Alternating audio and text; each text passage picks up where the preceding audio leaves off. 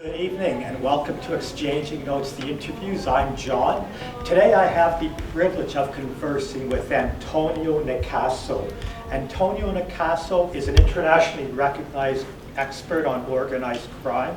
He is the author of 30 books that have been translated into French, Dutch, Hungarian, Indonesian, and of course, Italian.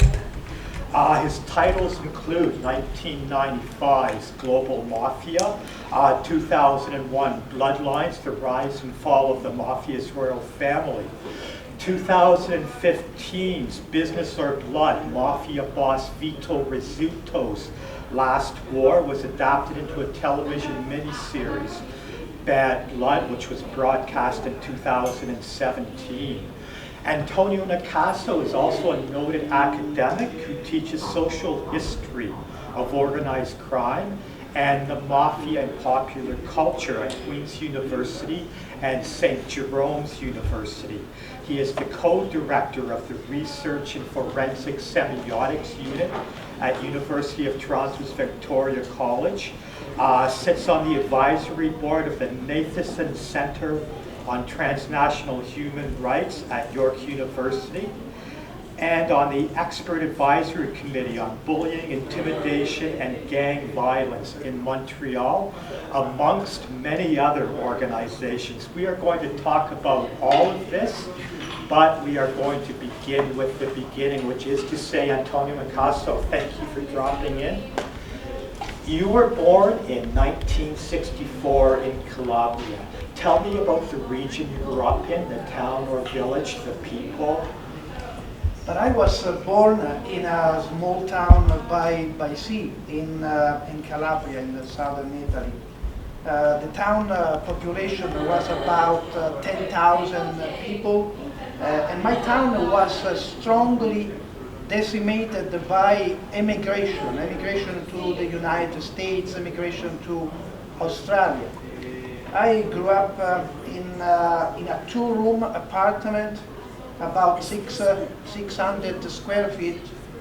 It was a kilometer to sea and near to an active train track. So my life was always affected by departure, arrival, the sea, the train. And was a small town. I grew up in a neighborhood with kids of criminals, kids that eventually grew up into a criminal career, and they became an important member of a criminal organization called Ndrangheta, the Calabrian version of the mafia. Who were the important people in town? Who really had social importance? But professionals in general. My little town was well known for farmer movement, for opposition to the establishment, but also was ruled by class of people that belong to landlords, and we had a minister, a cabinet minister in the first cabinet government in 1861 in Italy. He was a member of a family that ran the government, the local government for so many years. Now your parents, tell us about them. What were their occupations? So my father was a soldier, and he was from Sicily, and he died when I was 4.5. My mother was a tailor, seamstress, and my father was 26 years older than my mother. My mother was his second marriage. Yes. I lost my father when I was 4.5. And for that reason, I was going back and forth from Sicily to Calabria.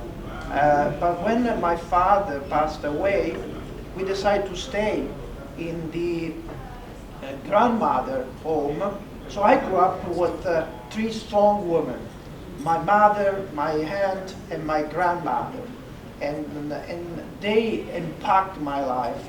My mother used to say, if there is an opportunity, you can create one. If you cannot knock on a door, you can build a door. So always give me the idea that I can achieve anything, even though I was living in a humble house, and my dream was a dream to be an author. But be an author in a small house without books, in a town without public library, was very difficult. I remember that I had only textbooks available, but also the dictionary, and I was scrolling the dictionary through all entries, and that was the way that I learned many things. If someone asked me what I should do if I want to become a writer, the answer will be easy. You have to write, you have to read books, you have to learn from others, and you have to exercise on a regular basis. But I wasn't able to read any book.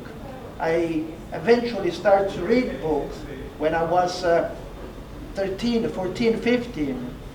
I started with some adventure books, Emilio Salgari, Jules Verne's 20,000 Leagues Under the Sea. But I had always this dream to become a writer, an author. Now, you began your career as a print and television journalist at the very young age of 16. First of all, tell us about your first job. How did you get that first job? What were the sort of assignments you were assigned? First of all, I have to, John, share with you an event that changed my life. Yes. I was 6 years old, and the father of a classmate was killed by the 'ndrangheta, the mafia, the local mafia, because he refused to buy construction materials from the boss who controlled the area. I knew the relatives of this classmate, so we mourned the loss as a collective tragedy.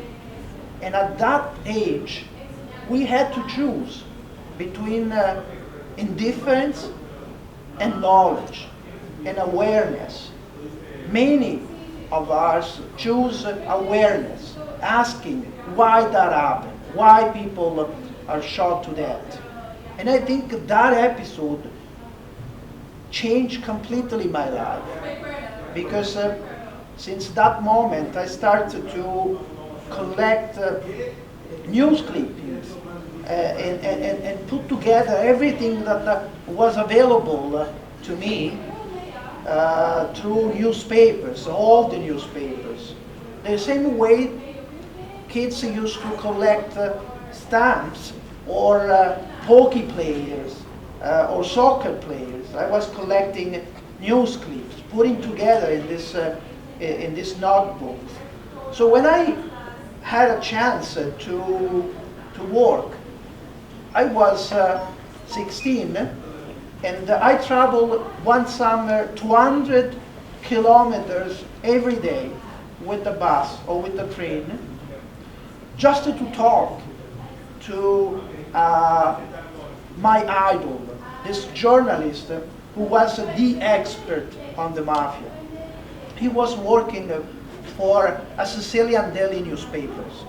I was 16, and I was travel every day, 100 kilometers on one way, 100 kilometers back, just to ask for a job. I wanted to work with this guy. And he always said to me, you don't have nothing to hide. You're an underage. I can hire you. And I never give up. For 1 month, I practically ruined my summer by going every day, knocking on his door. Sometimes he was bored to see me, upset to see me. But I always, every morning, was there, waiting for him. Until the last day of the month, he was caved and he said, okay, show me what do you know and what do you want to do. And I think I was able to share with him my little knowledge, provide him the background of criminals and many other things. He said to me, today I have to write a story about a murder.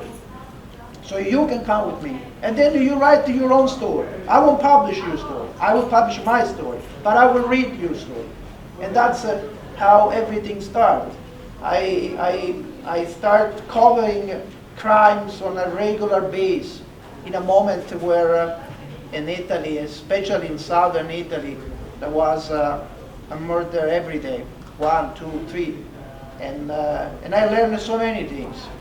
I learned the importance to verify the sources, to be accurate, but most of all, to understand the context.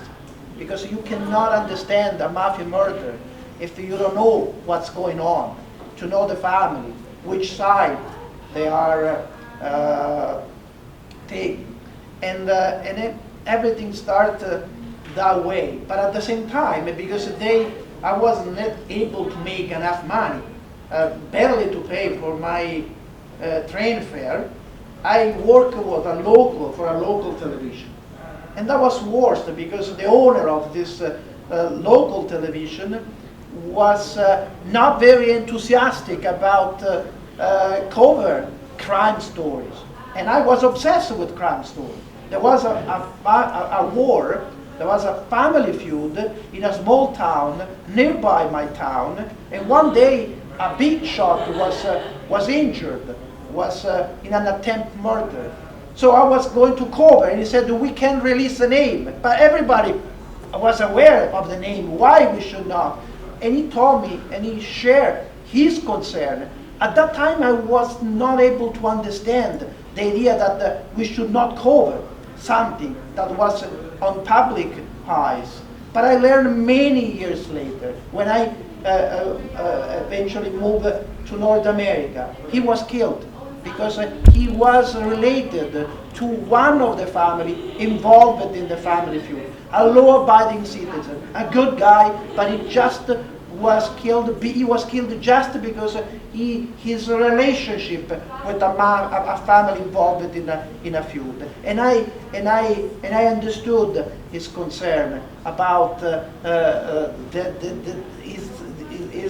his idea not to expose crime in that small town where everybody was aware and everybody was known the other people who were living in the same town. Was there at that time sort of a rising wave of opposition to organized crime that was making its way into the political level? But this is something, John, that we should change in terms of perception, because the relationship to the mafia is a constitutional element of the mafia origin. The mafia is not a criminal organization that was created to defend the poor against the rich. The mafia is the product of the ruling classes of citizens. When I teach social history of organized crime to at Queens or in California or at San Jerome, and I have to simplify this concept of the mafia, I use the chemical formula for water. And I told my students that the two atoms of hydrogen represent the violence. But what makes the difference is the atom of oxygen, which is the relation to power. the relation to the upper class. Because the idea that the mafia is just a criminal organization doesn't work. It's not realistic, because to have this longevity, you need to build a system, a power system. And to build a system, you need collusion and connection. They make tons of money. How can they invest money? How can they launder money without the collaboration of the chartered accountant, lawyers? How can they avoid the police investigation without the collusion, the connection to important people in politics? We learned in Canada through the Charbonneau Commission. We learned that the mafia was taking 2.5% on any public works. That changed the perspective of the mafia, because the mafia was using public money, taxpayer money. And that's what the mafia is all about. It's not just a criminal organization. Let's talk about crime, though, if we may. Let's talk about murder. In 1993, you published Deadly Silence, Canadian Mafia Murders, detailing 13 mafia murders in Canada, beginning with the first murder in 1911. And the one that really interests me, which is in the 1920s, Bessie Starkman, or Perri. Now, she, of course, was the wife of Rocco Perri in Hamilton, but you spoke of her as the leader. Could you explain that a bit? Was she a leader? And if she was, how did she get there? First of all, we have to say that our temperance law was different than the Volstead Act in the United States. The Volstead Act criminalized everything: production, consumption. The Ontario Temperance Act criminalized only consumption. So there were distilleries capable to produce booze for exportation. So Canada at that time was the major suppliers of whiskey, of any booze, to bootleggers in the United States. And when the Ontario Temperance Act took place, was introduced by the Ontario Parliament, Bessie Starkman was the common law spouse of Rocco Perri, an Italian immigrant. She was Jewish.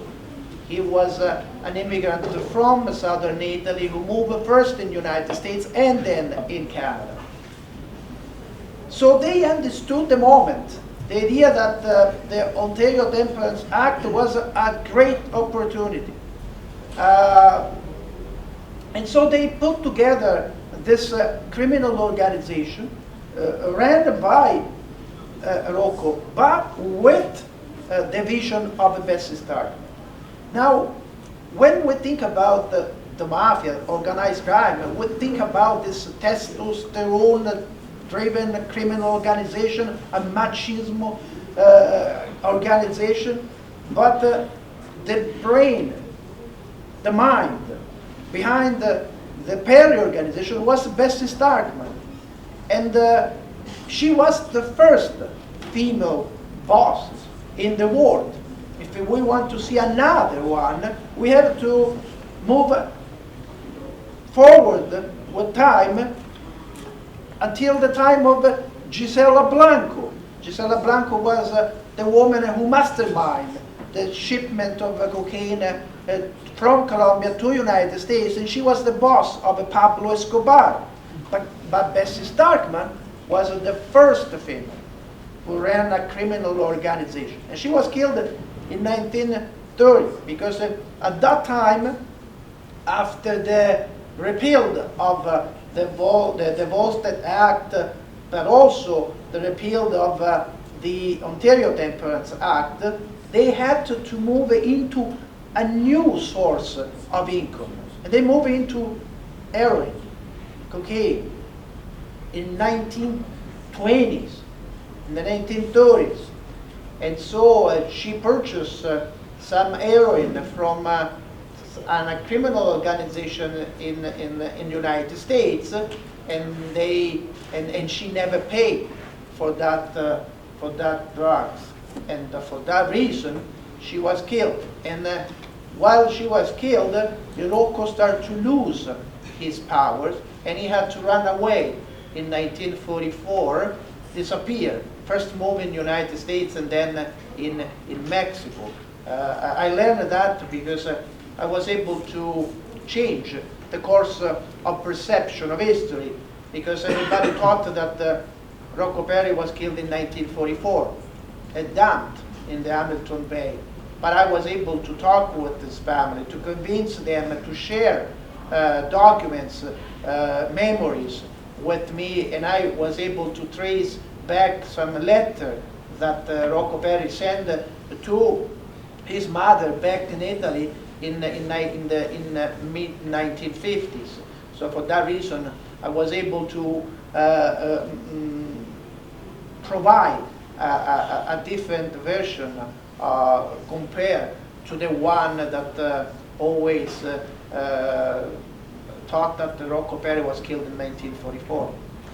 Now, what struck me in that book actually was the way you illuminated connections between Canadians involved in that business and also Americans. You talk about the murder of Paul Volpe, which was associated with the legalization of gambling in Atlantic City. Is that a new thing? Was there always those connections between the local Canadians and the Americans? Is that something that developed over the years? In 1940, in 1950, there was a kind of the criminals, Jewish criminals were in charge, especially in Montreal, and they were control the gambling. But at that time, there was a kind of not an organization in place, but it was an open country. Everybody could enter in that business. But in 1954, the Bonanno family sent one of his senior members to Montreal to try to make a profit of the opportunity offered by Montreal. Montreal is a unique city in Canada. First of all, it's the only city, the only province that never had to do, never had a temperance law. Practically, they never had a prohibition period.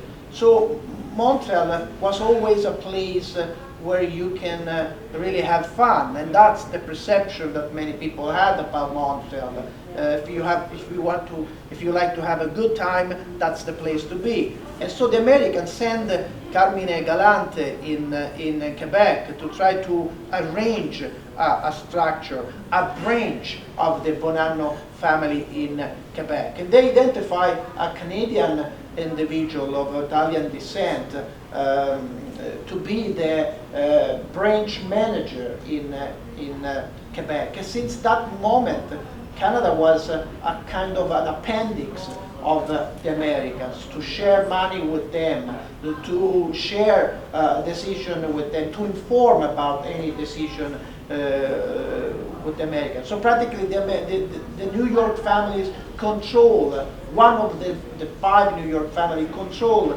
Quebec. And also another family in United States, in the state of New York, the Buffalo family, the Magatino, had control over southern Ontario. That changed only when Vito Rizzuto, a Canadian mobster, decided to cut the link with the American in order to manage their own business and create an independent Canadian La Cosa Nostra. Now, speaking of international connections, in 1995 you published your first book about international crime, Global Mafia, the New World Order of Organized Crime. Bringing it up to today, who would you say are the 3 or 4 most significant figures in organized crime internationally? When I published Global Mafia, the idea was that criminal organizations could work together and share experience and expertise. And so my intuition was the idea of a consortium, the idea of a criminal partnership, the idea that the English could be the Esperanto of organized crime. I learned when I was working for the Senate of the United States for the Subcommittee on Justice, I was able to travel and to learn about the triads, the Yakuza, the Vorivizacogna, the Colombian and the Mexican cartels. And I learned that, of course, the Italian-based criminal organization, and I learned that they had many things in common. The myth, the symbolism, the ritual, the idea of building a network of trust, the idea to be connected. The only problem was language. And I said that if they found a place where they can use a common language, they will work together. That was the idea of the Global Mafia. Demonstrate that with a common language, all of those groups, they can work together. I'll give you an example. In terms of narcotics industry, in Canada, there is the mafia is involved at the level of importation. The outlaw motorcycle gang, the Hells Angels, they're involved at the level of distribution, and street gangs, they are dealing with the selling on the street. So there is money for everyone, and there is no competition, because there is a clear distinction of task. Now, the idea of working together, of course, put an emphasis on organization rather than name. Because if I had to identify, as John asked me, 2 or 3 elements, I will have our time today.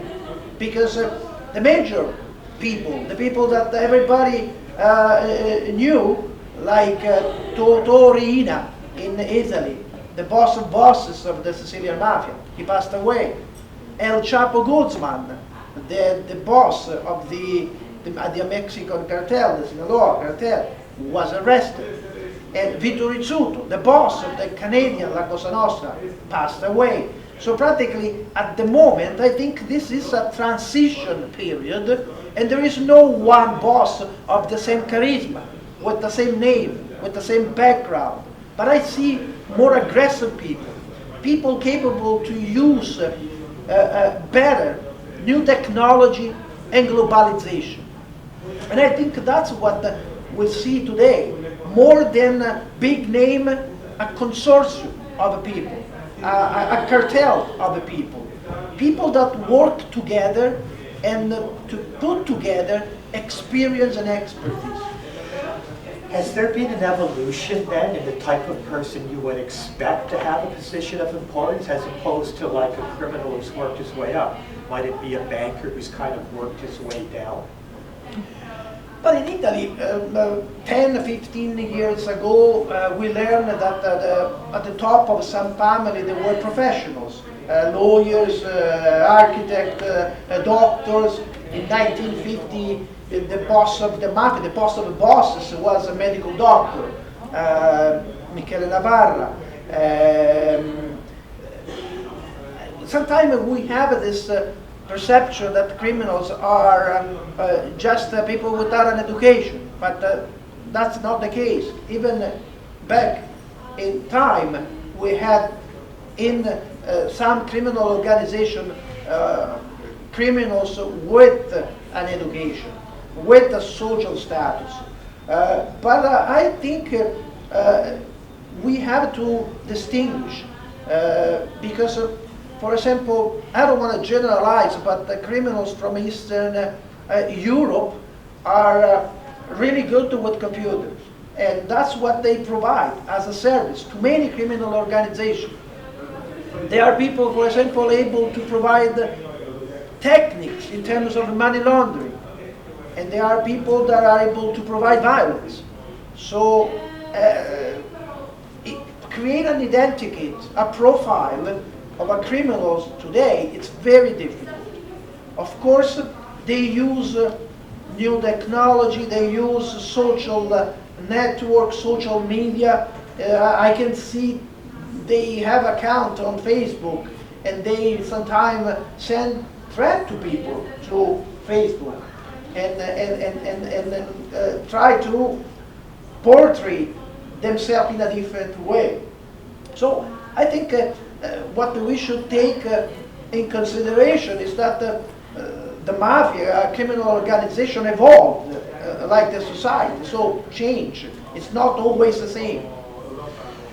Let's talk about you. The craft and the routine of the writer is practiced by Antonio Nicaso. What is your day like when you're working on a book? Perhaps you could start with where a book begins and how it develops. But it's, I get bored to work on one project at a time, so I have to work on 2 or 3 projects, and I perform better when I have too many things to do. But everything starts with an idea. And the most difficult things is to divide, to structure a book in chapters. When you have done that, I think everything will be easier, because then you can collect evidence, documents. That's the most difficult part. I can write a book in less than 2 months, sometimes in 1 month, but to put together all the information requires time. I'm not a typical author that like to refer only on police documents or on court documents. So I sometimes like the idea to talk with criminals. Of course, that's the most difficult part, because they like the idea to share their opinion on some story with me. But I have to be very careful of what they share with me. And so my idea is to talk with both sides, but never cross the line. That means if you learn something from police, you don't share with criminals, and you learn something from criminals, you don't share with police. But the idea to talk with criminals, it's important. I'm very lucky because I'm able to talk with the people in the witness protection program. So I'm talking often with informants, with people with a criminal past, and they can share their knowledge with me. But it's important to collect documents from both sides and try to not to have an idea of what you are going to say, but to be open, open of any sources possible, and of course you have to be very careful, because you're dealing with the people with a big ego. So you don't want to create a myth of a mobster. I'll tell you a story. In 1993, you mentioned Deadly Silence. 3 months after Deadly Silence, I received a call from the RCMP. They told me and said, "Oh, I have to share some information with you. We just learned that a mobster wants to kill you." And he was laughing while he was sharing that story with me. And I said, "Why he wants to kill me?" And I said, "Listen, he was talking with another criminals, and he was complaining, 'We should kill him, we should kill him.' The other guy asked, 'Why?' The guy that apparently want to kill me said, 'He misspelled my last name.'" So this is the type of people that we deal with. So it's better to remember that, not to raise the statue, but to make them to look the way they are, because sometimes that's what they want. In another circumstances, for example, in a book that I published in Italy, a mobster said to another, you're worthless. You're not in the index of Nicaso book." So that's what we should be always aware when we are telling story about mobsters. They're aware of their social profile, I guess, huh? Now, you've worked with co-authors, Lee Lamoth, Peter Edwards, Marcel Denisi. What are the advantages for you of working with a co-author? But the work of an author is a solitary. Yes. Like, you spend, I'm working like 8, sometimes 20 hours. I'm very like, I need to sleep 3-4 hours a night. And I work so hard. I have a great family. My wife, my 2 kids, they know, and sometimes they bear with me when I work 20 hours a day. But the idea to work with another one is to talk with another author, share task, divide task, put together 2 different kind of experience, of expertise. But sometimes it's very difficult to work with a co-author, because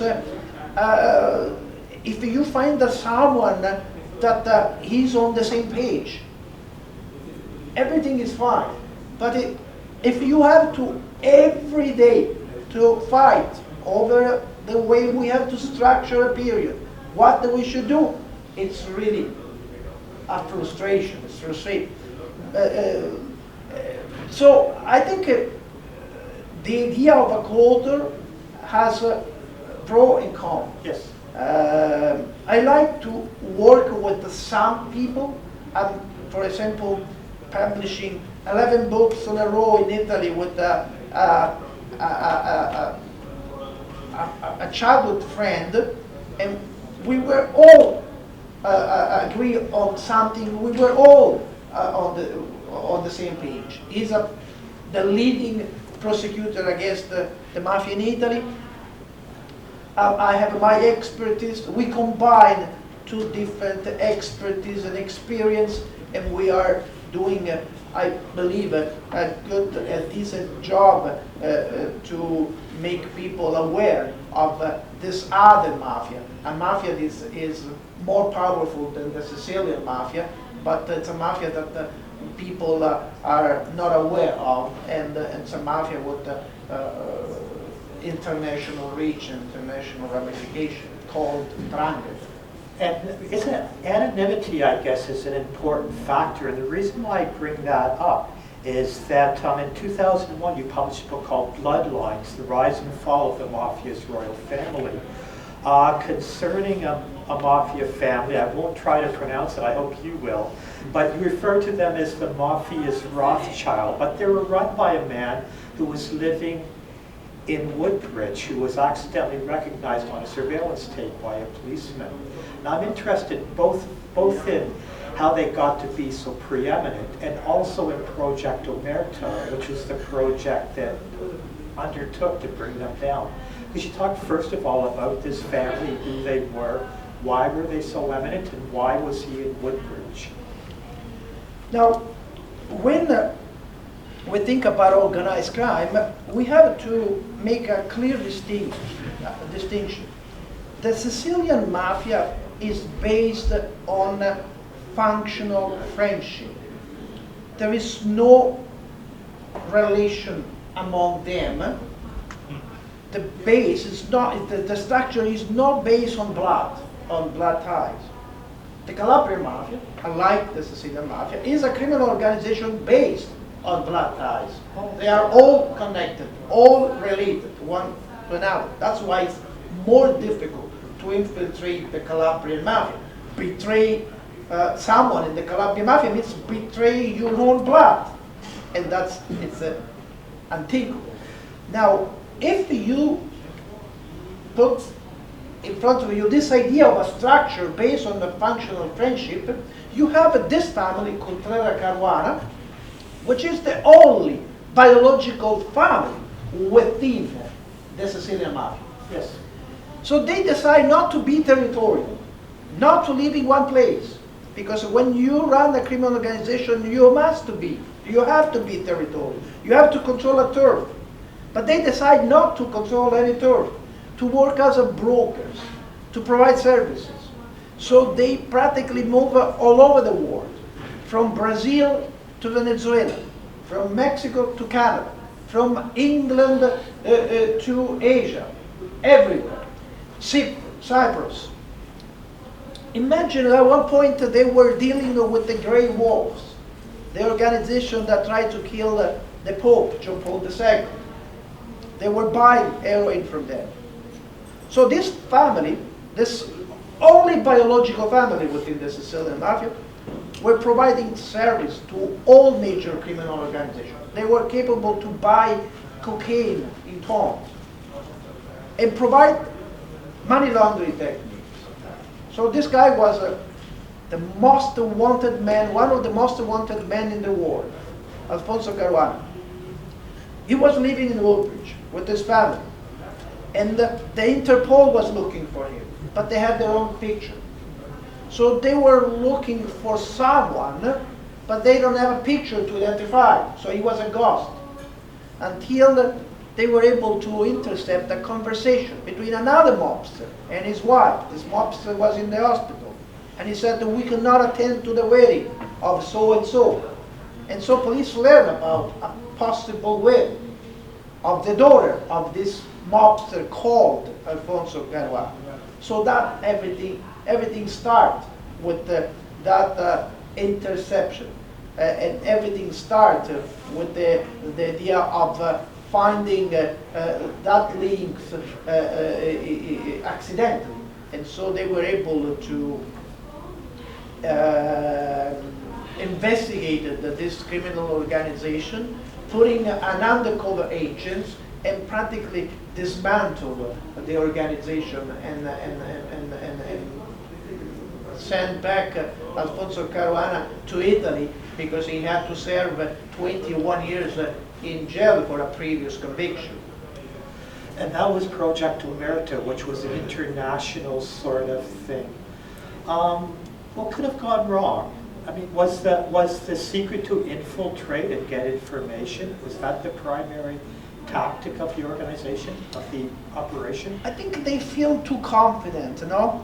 He was complaining only about the weather. Here it's perfect, this is perfect, we can find this, we can find that, the only thing is the weather. So that's what he was telling to people, to his associate in Mexico or in other countries. They were so confident that they never thought that they were sending money to a bank in California, in Texas, through an undercover agent. And so they practically, at the end, they were arrested, but among them, the RCP arrested also the supplier, a man who was living in Mexico. When he arrived in Toronto, the first thing he decided to do was to collaborate. And so he became an informant, and he entered into the witness protection program. Now, in 2004, you published Rocco Perri, the story of Canada's most notorious bootlegger. We've talked about him a bit, but I'd like to actually ask a bit about the background of organized crime in Hamilton. Was Hamilton one of the very first places to experience this phenomenon? Was it sort of based in Hamilton? No, because we learned, for example, that in 1911, Toronto had a powerful criminal organization, well connected to the ruling classes of the time. At that time, criminals were looking for license to run a tavern. And so they were getting those licenses from politicians. In exchange, they provide political support. And that's what is the origin of the mafia in North America, but also in Italy. The idea that they, in some way, they were functional to people in power. So the mafia was providing political support by forcing some immigrants to vote from a party instead of another. They would provide cheap labor to major companies, like the same way we learn from a royal commission on the so-called padrone system. And we learn that the mafia was doing that kind of service to the establishment.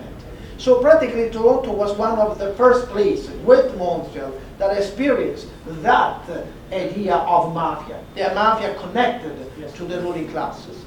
Hamilton was very strong in the 70s when the boss was John Pops Pepperia, because he was the Canadian representative of Stefano Bagaddino, the boss of Buffalo. Was there an upsurge in activity in the 70s connected with him? But the activity was heroin, the French connection, the idea that they were putting together resources to bring heroin to Canada. Now, Canada is important because there is two ways that you can use to reach New York. One is from Ciudad Juarez in Mexico. It's the closest city to the Highway 10. But to reach New York, you have to travel by car thousands and thousands of kilometers. An easier way to reach New York is from the Montreal port through indigenous reservation. And then the only problem is it's speed limits. You have to be aware of speed limits, and you can reach from the border New York in 3 hours. So the idea of the French connection, the idea to buy heroin from pharmaceutical companies in Europe, in Italy, and ship to Montreal, and from Montreal to New York, was the idea of the French connection. And so John Pops Pepperia was one of those people arrested during the famous French connection operation. For that reason, we have this idea that Montreal was a strong and a great place for criminal organization, because John Pops was the Canadian branch manager of the Bagaddino family based in Buffalo. Now, I'd like to ask you, Ashley, about two different things. You mentioned bringing goods in through the reservations and the indigenous population. I'd like to ask you about the connection of that. But I'm also very interested in something that your book, Angels, Mobsters, and Narco-Terrorism, kind of hints at, which are the increasing links between nationalist political movements and organized crime. Could you talk first about the indigenous connection that you just referred to? Yeah, but the indigenous reservation is a great place to use if you have to cross the border. Yes. I don't want to generalize about corruption, because you can find corruption everywhere. In the Toronto police, in the RCMP, everywhere. But also in the indigenous police. So the idea to cross the border from an indigenous reserve was one of the ways to send and ship narcotics to the U.S. and several police operations unveiled this link between the so-called traditional organized crime and the ones we used to call the Aboriginal police, now Aboriginal gangs, and now we should call indigenous gangs. And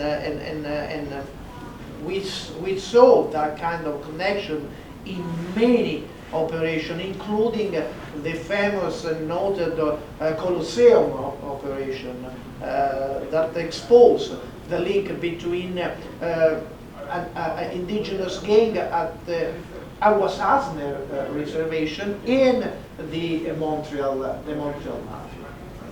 Now, on an international level, and I'm asking you this because with the news these days, we're hearing a lot about the Russian oligarchy and its links to Russian organized crime. Could you say that in parts of Eastern and Western Europe, criminal organizations are affecting political change?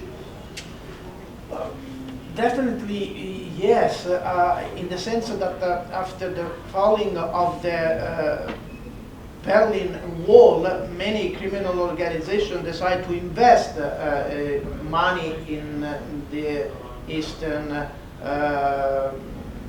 European countries. But also, we have to distinguish two kinds of mafia.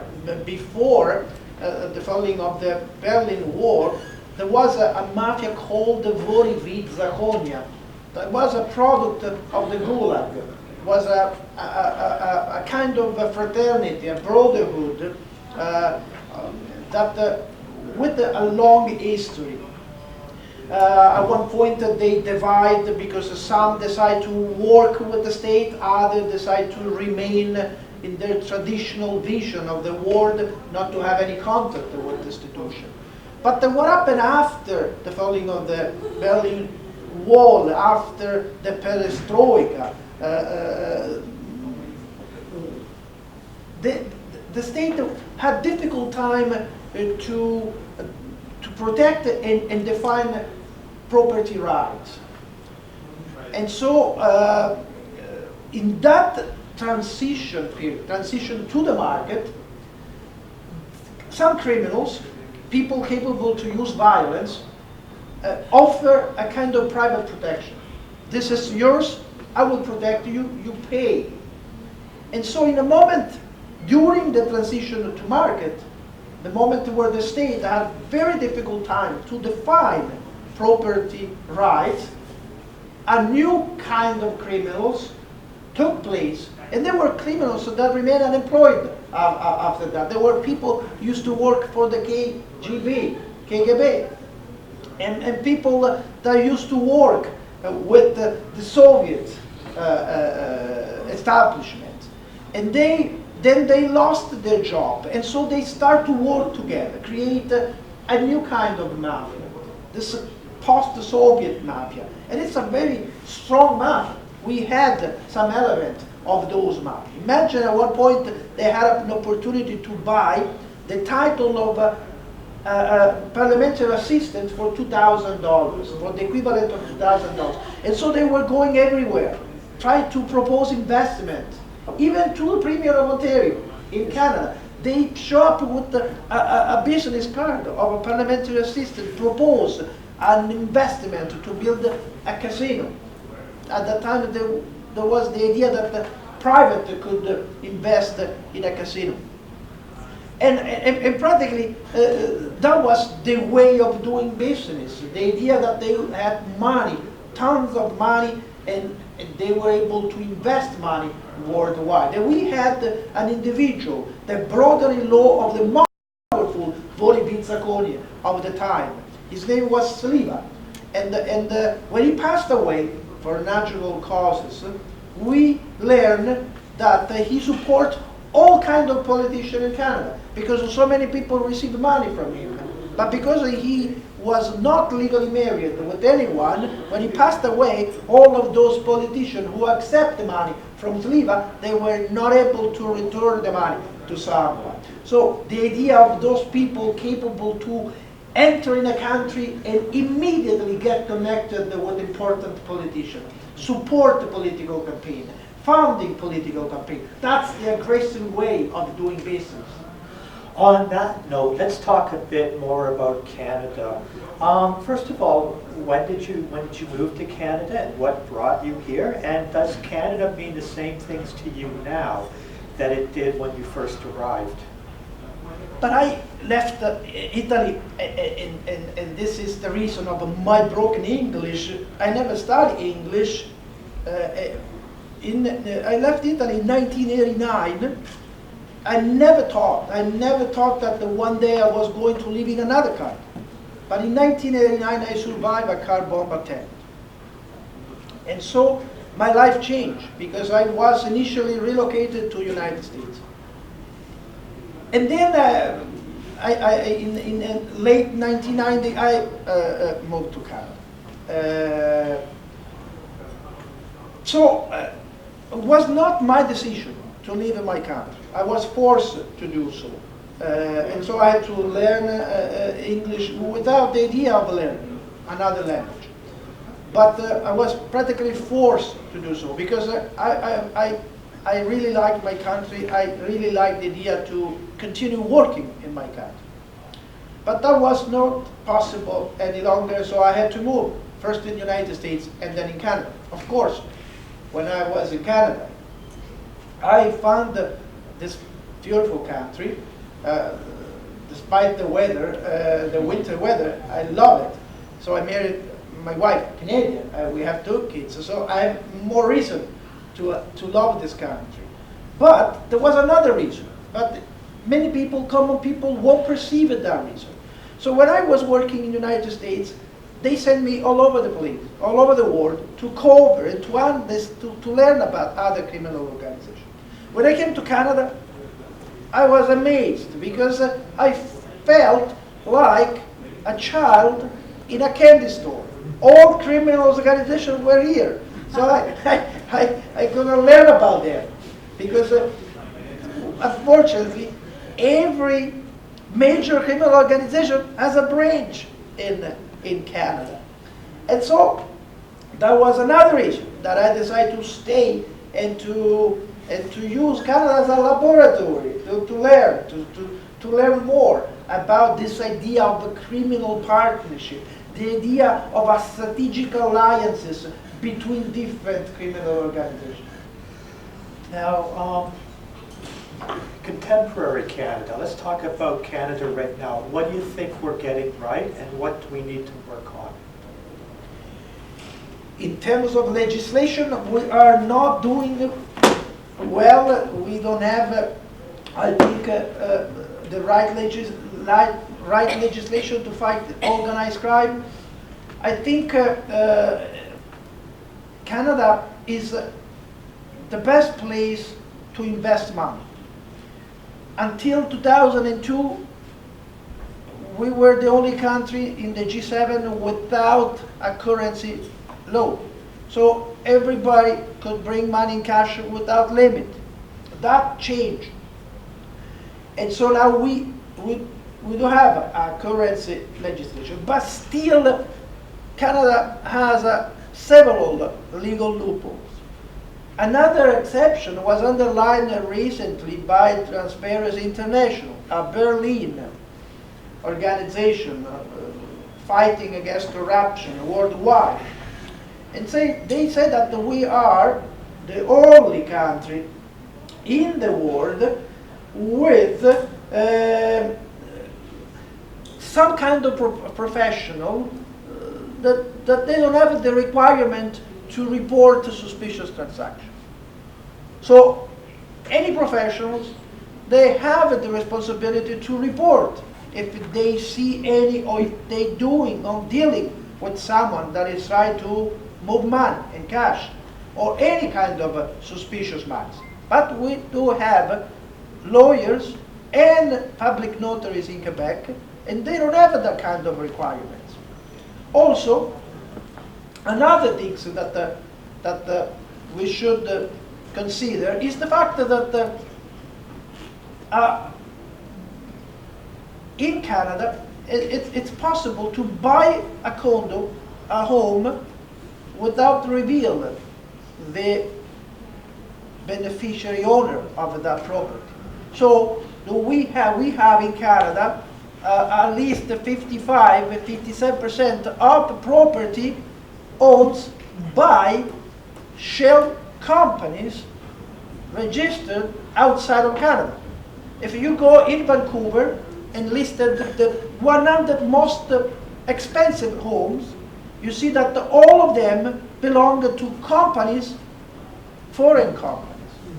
So for that reason, when they invest money, they really don't care about the cost of the price of a condo. If it's 3 million, 6 million, 7 million, because they have to invest money. They have to invest the money that they made from illegal activity. So it's very easy to invest money in our country. And I think this is the reason why many criminals are here.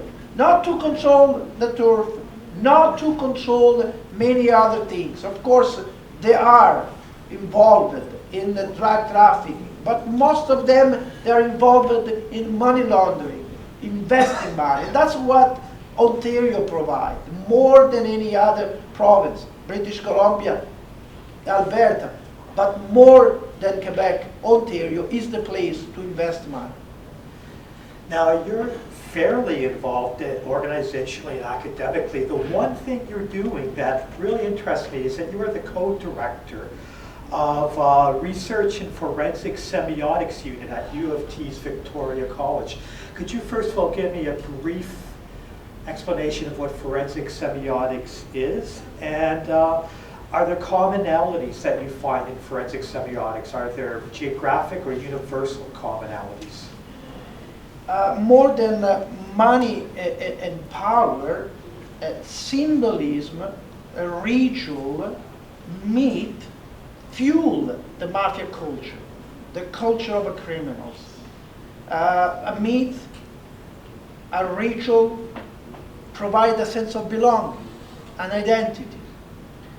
And when we deal with the criminals, we deal with the people capable to use a language.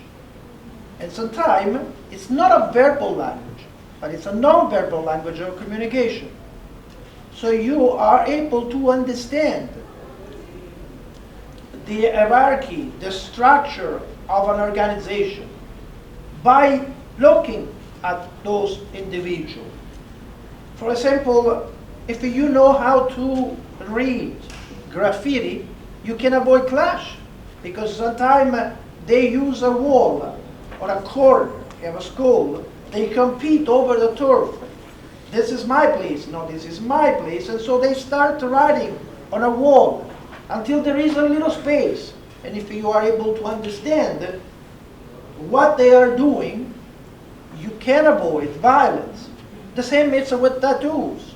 And if you know how to read tattoos, you can read many things about criminals. For example, without tattoos, a criminals within the Dvori Zakonia does not exist, no? Because they have the history. It's like an identity card where you can have all the criminal records. You can learn everything about the criminal history of an individual. So the idea of understanding the non-verbal language of communication, the code that they use, the system that they use to communicate, from jail, in jail, outside of jail, it's really important. That's what the semiotics help us to do. You were on the expert advisory committee on bullying, intimidation, and gang violence in Montreal. First of all, what is the purpose, and how is that purpose reflected in public policy? But I remember that the bullying was a problem also when I was a child. I was never be the target of a bullying. But bullying is an act of violence and abuse, and is a vicious assault on the mind, on body, and spirit. And we don't do enough to address this issue from the early age of school. I think bullying is akin to the trauma of sex abuse, rape, torture. So it's something that we should address at the very early stage, because if we learn to keep quiet and to not raise our voice because we are scared of what we see or we have in front of us, I think we grew up with this idea of indifference, the idea that, oh, doesn't care, that doesn't affect me, it's not my problem. But it's everyone's problem. So we are part of a community, and building a sense of a community is also acting in a positive way when you see someone that is bullying in class. The idea that we should react and not remain indifferent, that's the idea of organization that try to fight the bullying. Speaking of bullying, if I may take a step backwards for a moment, you talked about surviving a car bomb attempt in 1989. What was the reason for that attempt? But I published, probably for the first time, at least that's what people said, the original code of the mafia. Oh yes. And so I received that from a childhood friend who was the grandson of a mobster. So I made a mistake by publishing the photocopy of the code, and so give the impression that the guy who put on paper that code could be recognized by the member of the organization, because the rule was pass the code orally, never put down, never write down the code. This guy was too old and decided one day to write down this code, to write down, and so practically he hid that code, and I had thanks to his grandson. He was not aware that the grandfather was in some way involved with the mafia, and so he shared the documents because he knew that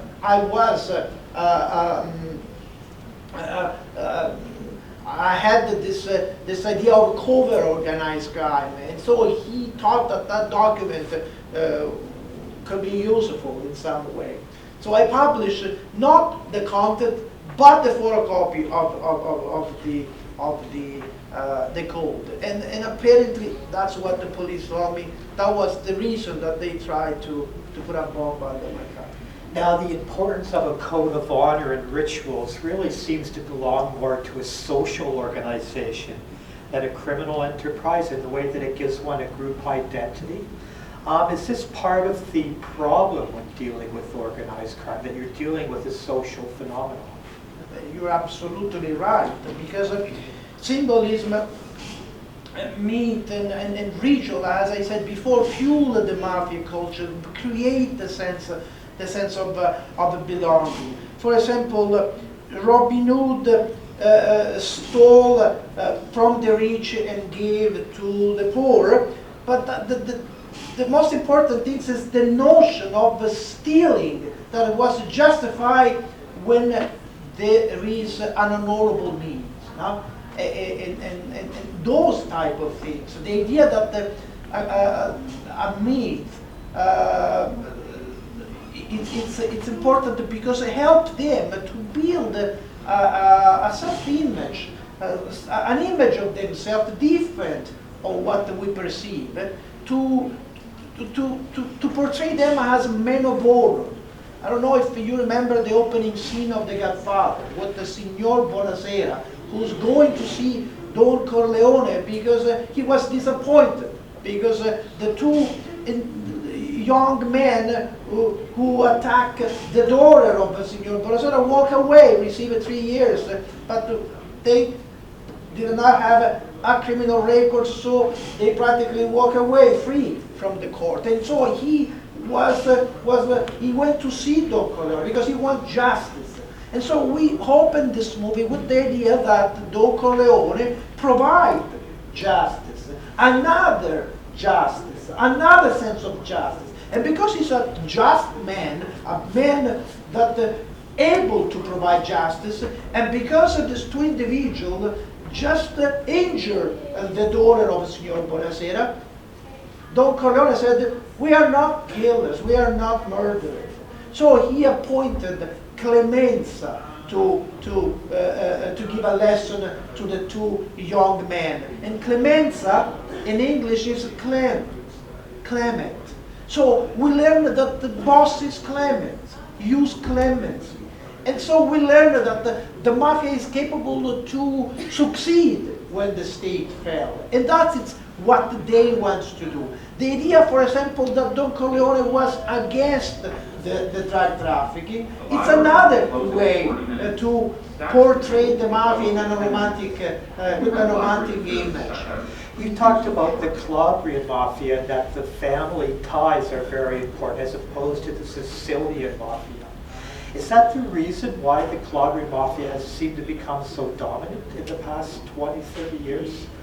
Yes, the structure it's an important element because, as I told you before, it's very difficult to infiltrate the Calabrian Mafia because they are all connected, all related to one another. But also, one of the reasons the Calabrian Mafia is now the most powerful organization is because they understood the importance of the cocaine better than any other. When the cocaine was the drugs of the jet set, of the rich people, they start to send people, brokers in Colombia, and to purchase large quantity of cocaine for a good price and practically send and ship all over the world. The Ndrangheta has the monopoly of the cocaine traffic in Europe. Now, in 2015, you published Business or Blood, Mafia boss Vito Rizzuto's last war. It took you 20 years of research. Is that true? 20 years? Yes, it took 20 years of research because that was one of my goals when I came to Canada. I was aware of this family that was the target of an investigation in 1984 in Italy, a very rich, well-connected family. At one point, they were going to invest 5 billion euros, $8 billion in Italy to founding the bridge to connect Sicily with the mainland Italy. And so this family was able to avoid so many investigations for so many years. We learned many years later that they were well connected, capable to infiltrate politicians at the whole level, capable to infiltrate police forces. Corruption was their way of doing business. The idea that they can pay up everyone, they can buy everyone, and they were not a criminal organization that willing to use violence, only violence. Their ability was to build a network of trust, the ability to infiltrate institutions. That's why attract me about this structure of the organization. Of all the organized crime figures you've researched and people you've met, are there any who particularly interest you or fascinate you? Fascinating, no, because I don't have any sense of fascination for criminals, because I know that they are cowards and they shoot people from the back. They don't have any sense of honor, so I don't have any respect for criminals. But there are some people that I find worth doing a study or an analysis. One of them was Vito Rizzuto, a man capable to use 4 languages, to speak 4 languages, a man well connected, that he was conducted business like many businessmen in a golf course, playing golf, and a man capable to build a consortium, a strategic alliances between the mafia, the Colombian cartels, the Irish mafia, the West End gang, the street gangs, and the outlaw motorcycle gang. So that was a really important step in the life of Vito Rizzuto, and that changed the way of doing business in Montreal. Instead of warring, let's get together and let's cooperate. That was a great intuition. So he was a diplomat, but also a man of great violence. He was capable to, he was a blend of business and blood. Are you pleased with the portrayal of Rizzuto in the television series? Do you think the television series is doing what you think it needs to do to get your message across? When you adopted a book into a television series or a movie, you know that there is a kind of an artistic license freedom that you have to deal with, in the sense that some of the scenes are readapted and not necessarily took place in the way they did in the real life. But I'm very pleased with the message that the movie sent, because I received many calls. Many people told me and said I was not aware that they were so well connected, because sometimes people are not aware of the real news, the news that came from the Charbonneau Commission, but they are getting the same information from television. So for that reason, was a great way of sending out the message that they were not just a criminal organization, but was a criminal organization with the political and financial connections. Now, the Charbonneau Commission conducted a 30-month-long examination of organized crime and corruption in Quebec. You provided expert testimony, but you say that few changes were made as the result of the Charbonneau Commission.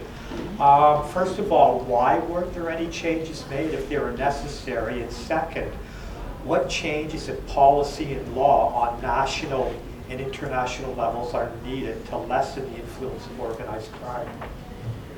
But what we don't get is an important monetary principle explained by the so-called Gresham law. Practically, the Gresham law stating that bad money drives out good money.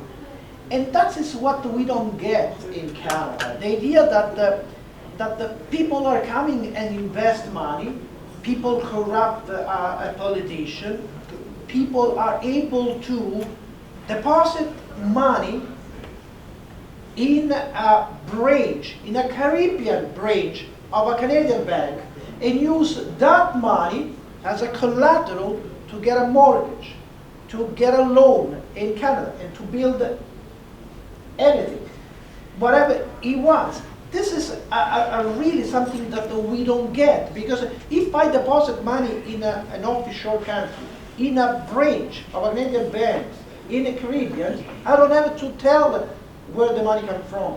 And I have to use that money.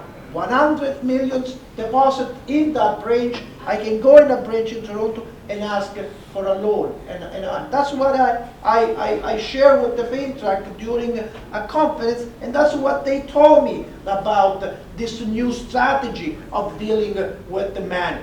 Before, we used to say, follow the money. Now, you don't follow any longer the money, because they are managed to avoid the transfer of the money. So, the Charbonneau Commission produced several recommendations.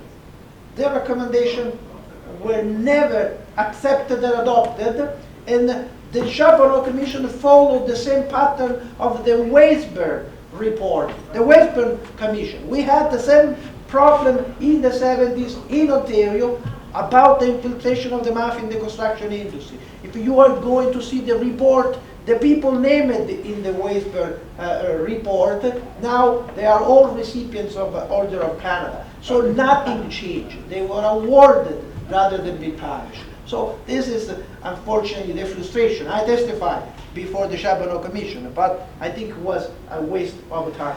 Do you think we need more of a national sort of leadership on this issue? It seems to involve mainly banking and laws around banking. Do we need our Prime Minister to say, hey, we've got to look at this and act national laws? We fight some issue with the same mentality of the firefighter, in the sense that if there is a fire, we move all the resources in that direction. So we learned from Bob Paulson, the former commissioner of the RCMP, that they had to drop 300 cases on organized crime, because they had to move all the resources to the fight of terrorism. So practically, the idea that they have to choose between terrorism and organized crime is not war, is not a great idea, because criminals get that perception. Unfortunately, the fight against organized crime has never been a priority in our country. And so that should change, because there is no political will in the fight against organized crime in Canada. There possibly isn't a perception on the part of the Canadian population that it exists, perhaps, in any sort of overt or harmful way. I think the perception is still that organized crime is an ethnic problem. Yeah. And you need to have a last name ended with a vowel to be a criminal. I think we put more focus on crime and less focus on organized. What makes a criminal organization different is the organization. It's the fact that they can use this gray area of collusion, a connection. That's what makes them better, stronger. The idea that they are connected, not the idea that they are just a bunch of people. So you have to distinguish two elements: the bonding social capital and the bridging social capital. The bonding social capital make people to get together, to bond inside the organization. But what makes a criminal organization better is the bridging social capital. What they can bring into the organization, what they can get from people outside the organization. This is what the mafia is all about. And this is not what we are taking under consideration in Canada. The way you speak about it, it really doesn't seem that if you take the past, the earliest appearances of organized crime or Italian mafia, and you come up to now, it doesn't seem like this situation has changed much. And I don't want you to speak on that, because that could take you hours. But what I would like you to talk about now, since we're almost through, is there anything particular you'd like to say, or any particular issue you'd like to speak to? No, I'm very happy of my work at the university. I have 500 students every year. They are taking my courses, one on the social history of organized crime, one on the organized crime in popular culture. And I'm happy of the way they are getting the message and sending out the message, changing the idea of this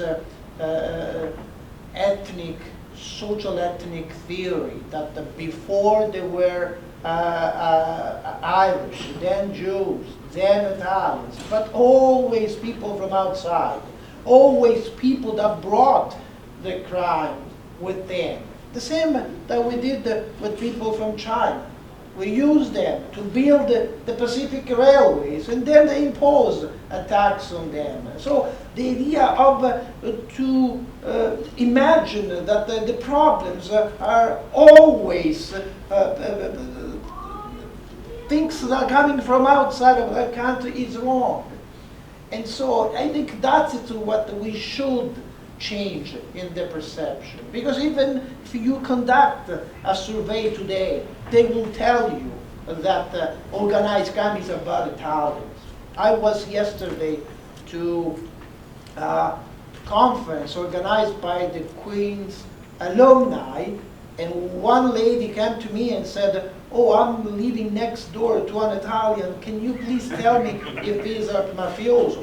I think that is what we should erase from our image of organized crime, because it's not about the Italians, it's about criminals. It's nothing to do with Italians or Portuguese or Jews or Ireland. It's about criminals, not about a community, an ethnicity at large. And those people were really people legitimized, helped, and supported by element of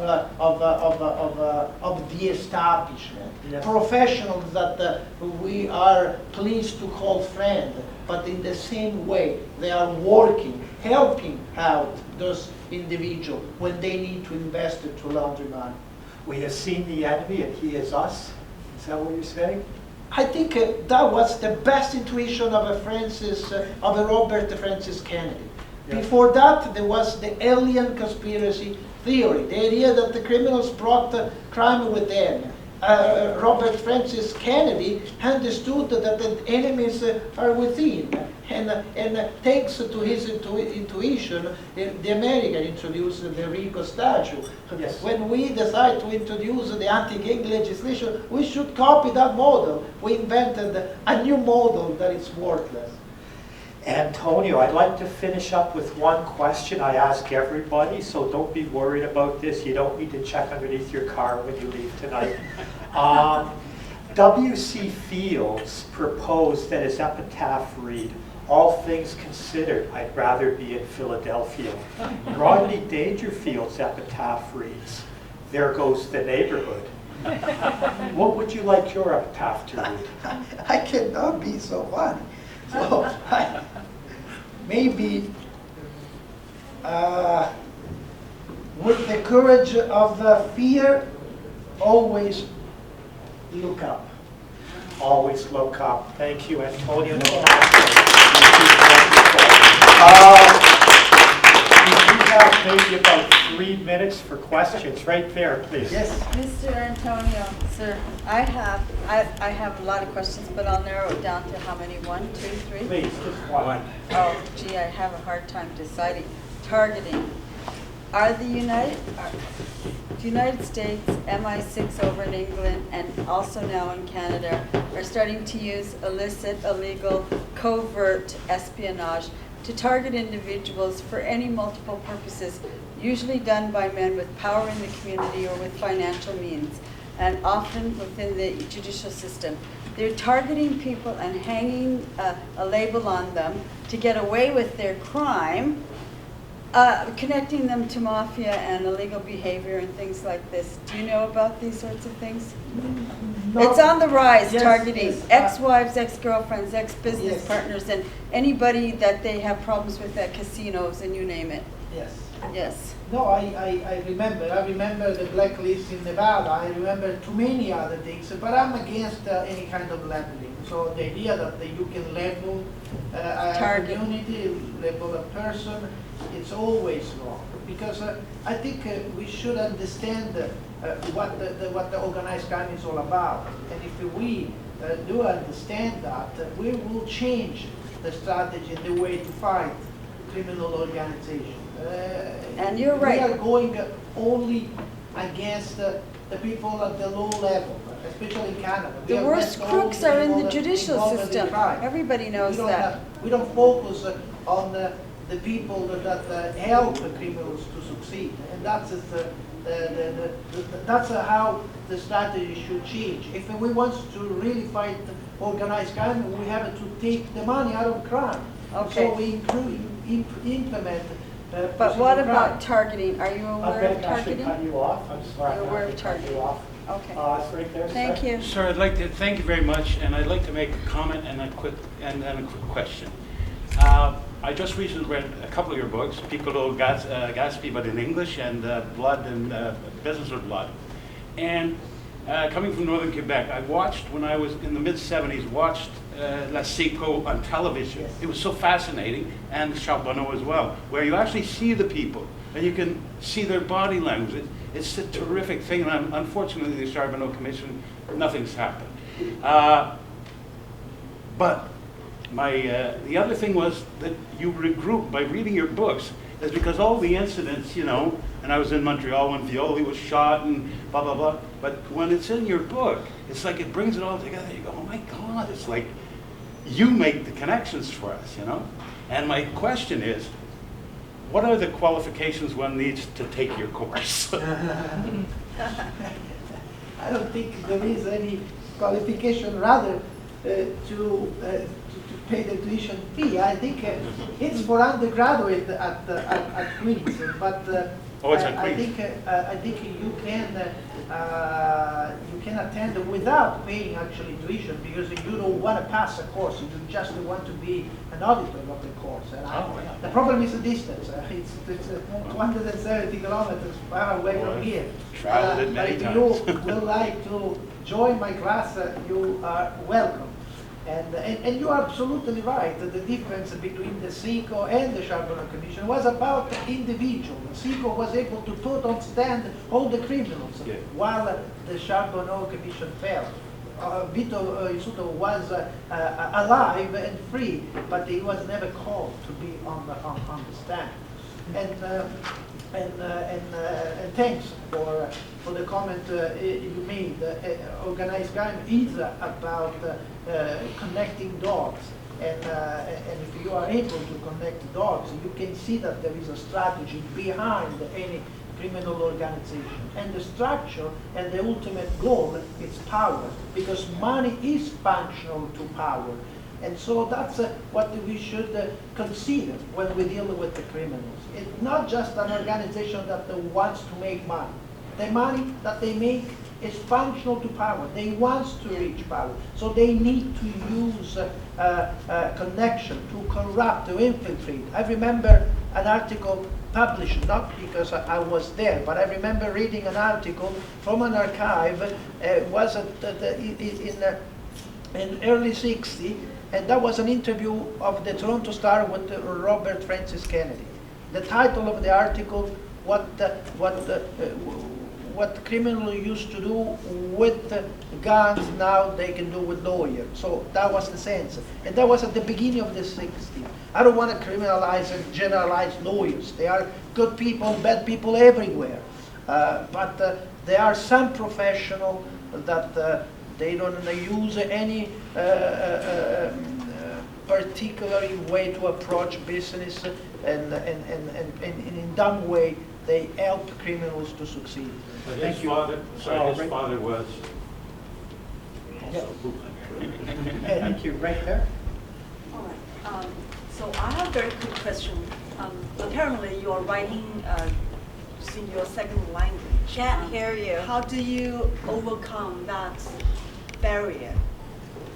The language barrier. Yeah, with an editor, of course, because my first language is Italian, and I still write in Italian. But of course, after so many years of learning English on the street, I managed to write in English. Well, of course, there will always be an editor capable to make the right change to propose some changes. And I'm willing to work with an editor, especially if it's an editor that has knowledge on the field. And I was very lucky to have a great editor, people with the knowledge on my field, but able to provide suggestions. But I think it's important what you are saying. Then you can find the words. If you know what you want to write and you know what to put together, then you manage to write. And there will be always someone able to edit your story. Important is the idea more than words. Right. Have you ever had any writer's block at all? Any? Writer's block? Writer's block. Right, so sorry. Writer's block, yes. Sorry. You just had it down. Sorry. Oh, every day I may have. There are some days that you can write for hours and hours. There are some days that you really are not capable to do anything. Sometimes my wife is complaining because said, "Oh, you're not doing anything. Help me doing this." I'm thinking how to put together a sentence. But of course, because sometimes you don't want to finish a book, because the book is yours until you see the text on the screen. When you put an end, the book is not any longer your book, but it's the reader's book. So sometimes you try to rewrite, to thinking, rethinking, but at one point there is a deadline, and you have to say, okay, that's it. That's the end. And working with the deadline is the best thing to do for a writer. Otherwise, you will never finish a book.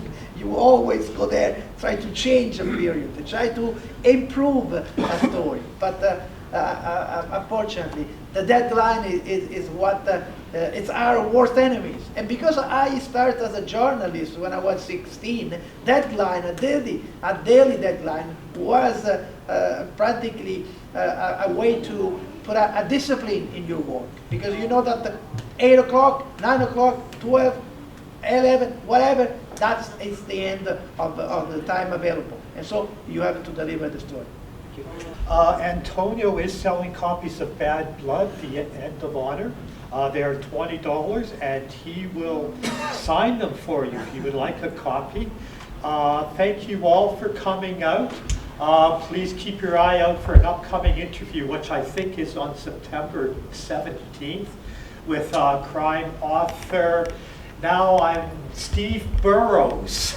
We will be conducting an interview with crime author Steve Burrows in September. Thank you again. Thank you.